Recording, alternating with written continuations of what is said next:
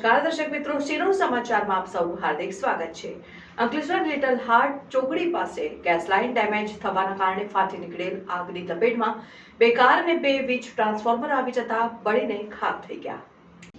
અંકલેશ્વર ઔદ્યોગિક વસાહતમાં આગ લાગવાનો બનાવ અવારનવાર બનતા હોય છે, ત્યારે આજે સવારના અરસામાં અંકલેશ્વર જીઆઈડીસીમાં આવેલ નિરંજન ઇન્ડસ્ટ્રીઝ નજીકના ટ્રાન્સફોર્મરમાં અચાનક આગ ફાટી નીકળી હતી। આગને જોતા જ આસપાસના લોકોમાં ભારે દોડધામ મચી જવા પામી। બનાવને પગલે નજીકમાં પાર્ક કરેલ બે કારમાં પણ આગ લાગી હતી। આ અંગેની જાણ થતાની સાથે જ અંકલેશ્વર ડીપીએમસીના 3 ફાયર ફાઇટર ઘટના સ્થળે દોડી આવ્યા હતા અને આગ ઉપર કાબુ મેળવવાના પ્રયત્નો શરૂ કર્યા હતા।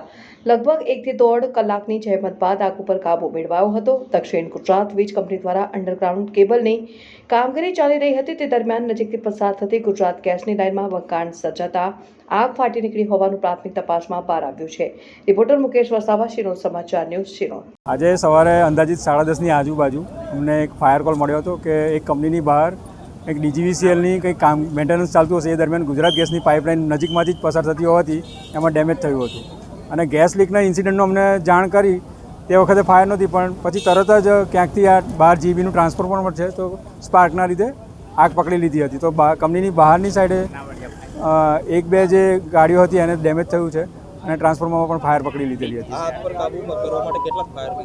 આગ પર કાબૂ મેળવવા માટે અમારે લગભગ 3 થી 4 જેટલા ફાયર ટેન્ડર જે અંકલેશ્વરના જ છે આપણે એમને જાણ કરી અને આપણે ખૂબ જ ટૂંકા સમયમાં આગ પર કાબૂ મેળવી લીધેલો છે।